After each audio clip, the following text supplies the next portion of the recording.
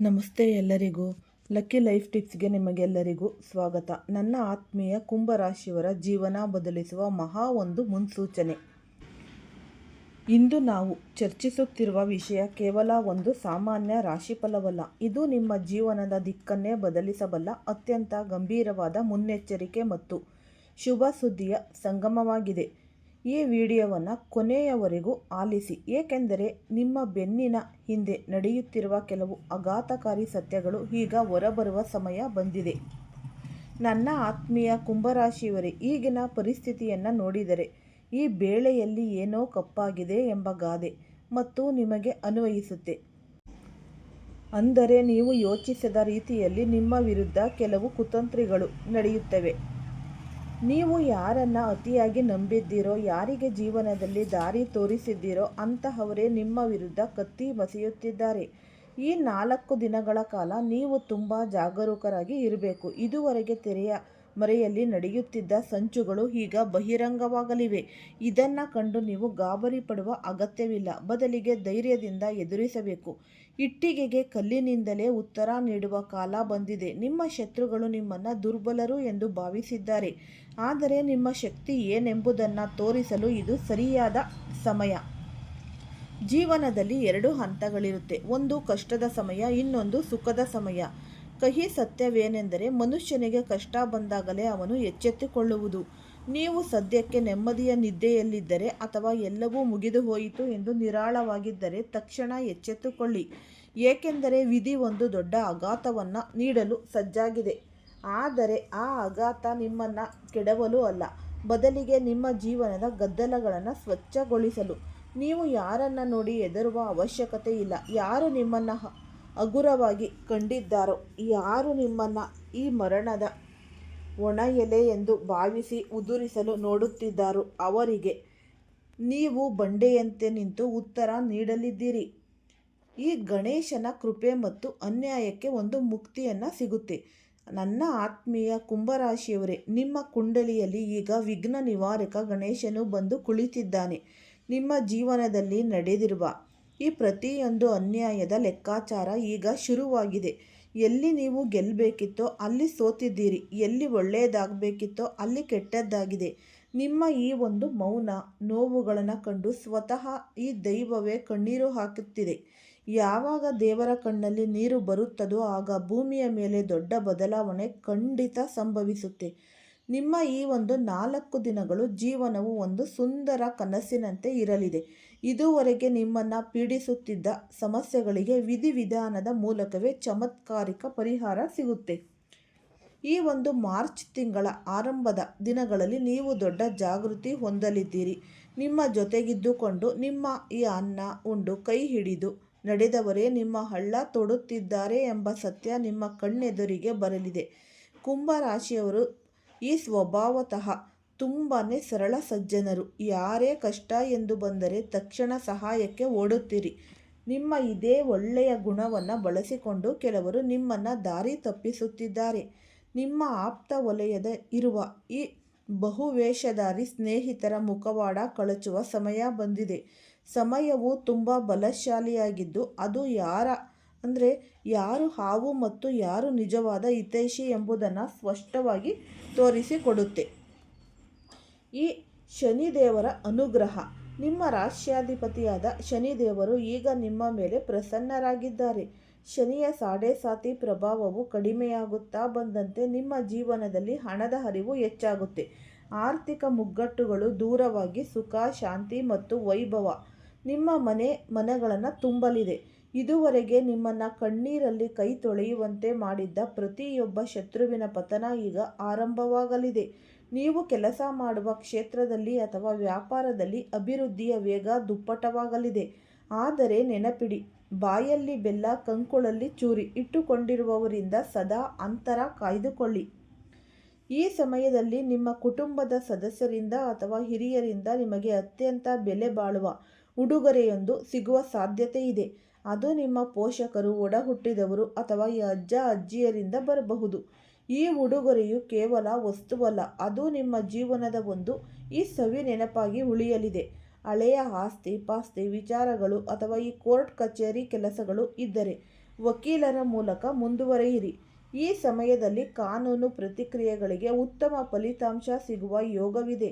ಒಂದು ವೇಳೆ ನೀವು ಪ್ರೀತಿ ಪಾತ್ರರು ನಿಮ್ಮನ್ನು ಬಿಟ್ಟು ಹೋಗಿದ್ದರೆ, ಅದರಲ್ಲೂ ಮುಖ್ಯವಾಗಿ ಹಣದ ಕಾರಣಕ್ಕಾಗಿ ನಿಮ್ಮನ್ನು ದೂರ ಮಾಡಿದ್ದರೆ, ಅಂತಹವರಿಗಾಗಿ ಕಣ್ಣೀರು ಹಾಕುವುದನ್ನು ನಿಲ್ಲಿಸಿ. ನಿಮ್ಮ ಹತ್ತಿರ ಹಣವಿಲ್ಲ ಎಂಬ ಕಾರಣಕ್ಕೆ ನಿಮ್ಮನ್ನು ಬಿಟ್ಟವರು ನಿಮ್ಮ ಯೋಗ್ಯತೆಗೆ ಸಮನಲ್ಲ. ಅಂತಹ ಸಂಬಂಧಗಳಿಗಾಗಿ ಈ ಹಲಬುತ್ತಾ ನಿಮ್ಮ ಅಮೂಲ್ಯ ಜೀವನವನ್ನು ಹಾಳು ಮಾಡಿಕೊಳ್ಳಬೇಡಿ. ನಿಮ್ಮ ಕುಟುಂಬದ ಜವಾಬ್ದಾರಿ ನಿಮ್ಮ ಮೇಲಿದೆ. ನೀವು ದುರ್ಬಲರಾದರೆ ನಿಮ್ಮನ್ನು ನಂಬಿದವರು ಬೀದಿಗೆ ಬರ್ತಾರೆ. ದೈವವು ನಿಮಗೆ ಉತ್ತಮ ಸಂಗಾತಿಯನ್ನು ಖಂಡಿತ ನೀಡುತ್ತೆ. ಆದರೆ ದ್ರೋಹ ಮಾಡಿದವರ ಲೆಕ್ಕಾಚಾರವನ್ನು ದೇವರಿಗೆ ಬಿಟ್ಟುಬಿಡಿ. ನಿಮ್ಮ ಜೀವನದಲ್ಲಿ ಎದುರಾಗುತ್ತಿರುವ ಅಡೆತಡೆಗಳನ್ನು ನಿವಾರಿಸಲು ಮತ್ತು ನಿಂತು ಹೋಗಿರುವ ಈ ಧನಲಾಭವನ್ನು ಮತ್ತೆ ಪಡೆಯಲು ಒಂದು ಸರಳ ಪರಿಹಾರವನ್ನು ಸೂಚಿಸಲಾಗಿದೆ. ಈ 4 ದಿನಗಳಲ್ಲಿ ಯಾವುದಾದರೂ ಒಂದು ಶುಭ ದಿನದಂದು ಬೆಳಿಗ್ಗೆ ಬೇಗ ಎದ್ದು ಗೋಮಾತೆಯನ್ನು ಪೂಜಿಸಿ. ಹಸುವಿನ ಮುಂದೆ ಆರತಿ ಎತ್ತಿ ತಿಲಕವನ್ನಿಟ್ಟು ಅದಕ್ಕೆ ಈ ಪ್ರಣಾಮವನ್ನು ಮಾಡಿ. ನಿಮ್ಮ ಮನಸ್ಸಿನ ಇಷ್ಟಾರ್ಥಗಳನ್ನು ಗೋಮಾತೆಯ ಕಿವಿಯಲ್ಲಿ ಹೇಳಿಕೊಳ್ಳಿ.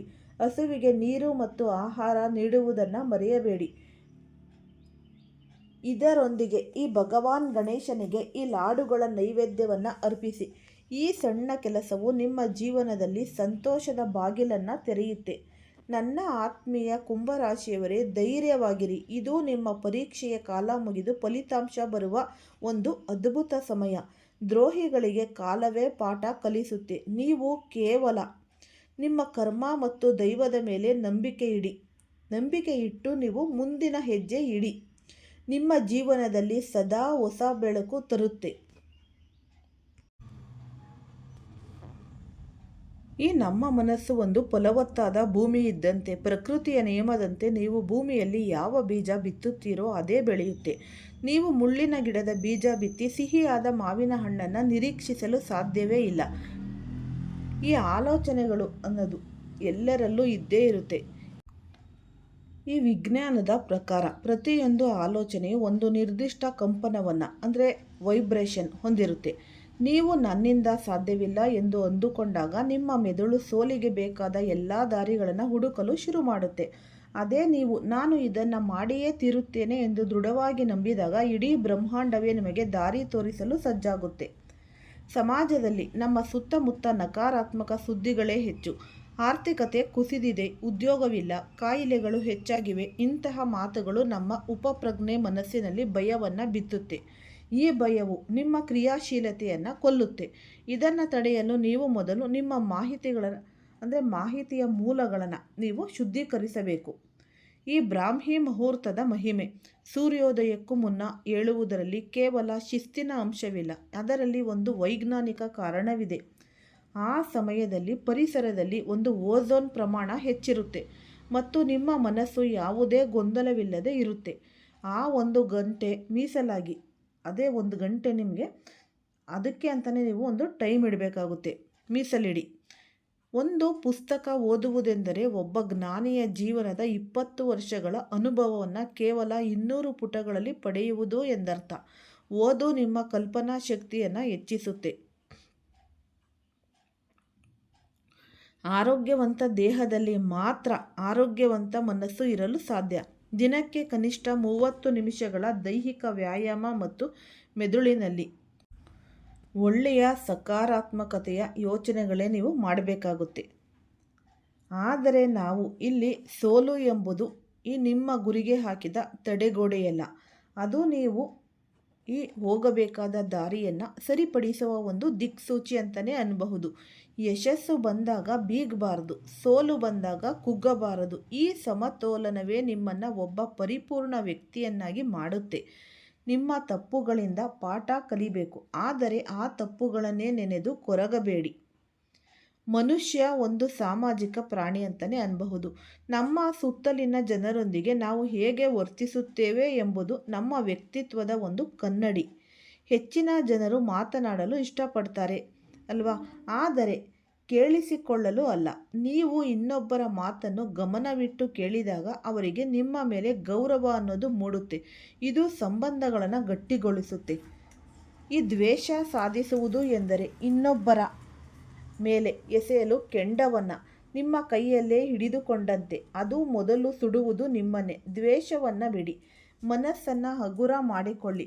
ನೀವು ಯಾರೊಂದಿಗೆ ಸಮಯ ಕಳೆಯುತ್ತೀರೋ ಅವರ ಗುಣಗಳು ನಿಮಗೂ ಅಂಟುತ್ತೆ. ನಿಮ್ಮನ್ನು ಬೆಳೆಸುವ, ನಿಮಗೆ ಸ್ಫೂರ್ತಿ ನೀಡುವ ಜನರ ಸ್ನೇಹ ಮಾಡಿ. ಹಣವೇ ಜೀವನವಲ್ಲ, ನಿಜ. ಆದರೆ ಹಣವಿಲ್ಲದೆ ಜೀವನ ನಡೆಸುವುದು ಅಸಾಧ್ಯ. ಆರ್ಥಿಕ ಸ್ವಾತಂತ್ರ್ಯವನ್ನು ಪಡೆಯುವುದು ಹೇಗೆ ಅಂತ ಅಲ್ವಾ?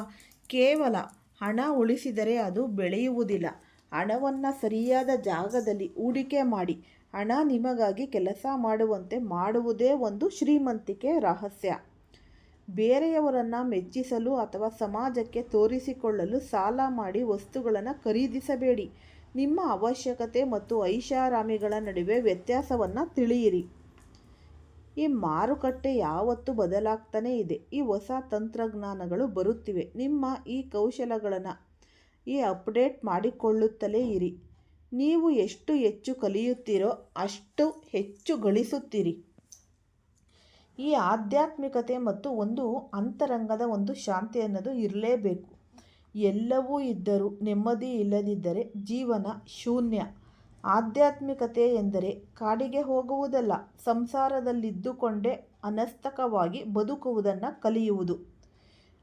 ಆದಷ್ಟು ನೀವು ಧ್ಯಾನ, ದಿನಕ್ಕೆ 10 ನಿಮಿಷ ಕಣ್ಣು ಮುಚ್ಚಿ ಮೌನವಾಗಿ ಕುಳಿತುಕೊಳ್ಳಿ. ನಿಮ್ಮ ಉಸಿರಾಟವನ್ನು ಗಮನಿಸಿ. ಇದು ನಿಮ್ಮ ಒತ್ತಡವನ್ನು ಕಡಿಮೆ ಮಾಡಿ ಏಕಾಗ್ರತೆಯನ್ನು ಹೆಚ್ಚಿಸುತ್ತೆ. ಮಲಗುವ ಮುನ್ನ ಇಂದು ನಿಮಗೆ ನಡೆದ 3 ಒಳ್ಳೆಯ ವಿಷಯಗಳನ್ನು ನೆನಪಿಸಿಕೊಳ್ಳಿ. ಭಗವಂತನಿಗೆ ಅಥವಾ ಪ್ರಕೃತಿಗೆ ಧನ್ಯವಾದ ಅರ್ಪಿಸಿ. ನೀವು ಕೃತಜ್ಞರಾಗಿದ್ದಾಗ ಜೀವನವು ನಿಮಗೆ ಇನ್ನೂ ಹೆಚ್ಚಿನದನ್ನು ನೀಡುತ್ತೆ. ಅರ್ಧದಷ್ಟು ದುಃಖಗಳು ಹಳೆಯ ನೆನಪುಗಳಿಂದ ಬರುತ್ತೆ. ಇನ್ನುಳಿದ ಅರ್ಧ ಭವಿಷ್ಯದ ಆತಂಕದಿಂದ ಬರುತ್ತೆ.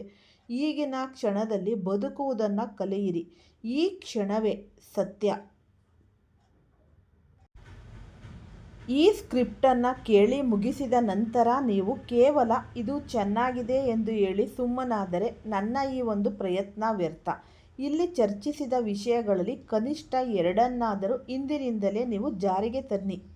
ನೆನಪಿಡಿ, ಜಗತ್ತನ್ನು ಬದಲಾಯಿಸುವ ಮೊದಲು ನಾವು ನಮ್ಮನ್ನು ಬದಲಿಸಿಕೊಳ್ಳಬೇಕು. ನಿಮ್ಮಲ್ಲಿ ಆ ಒಂದು ಸಾಮರ್ಥ್ಯವಿದೆ. ನಿಮ್ಮನ್ನು ನೀವು ನಂಬಿ ಈ ಕಠಿಣ ಪರಿಶ್ರಮ ಪಡಿ ಮತ್ತು ತಾಳ್ಮೆಯಿಂದ ಇರಿ. ಯಶಸ್ಸು ನಿಮ್ಮ ಪಾದದಡಿಯಲ್ಲಿ ಇರುತ್ತೆ. ಈ ಸುದೀರ್ಘ ಪ್ರಯಾಣದಲ್ಲಿ ನನ್ನ ಜೊತೆಗೆ ಇದ್ದಕ್ಕೆ ನಿಮಗೆ ಧನ್ಯವಾದಗಳನ್ನು ನಾನು ತಿಳಿಸ್ತೀನಿ. ನಿಮ್ಮ ಜೀವನ ಶಾಶ್ವತವಾಗಿ ಸುಖಮಯವಾಗಿ ಇರುತ್ತೆ.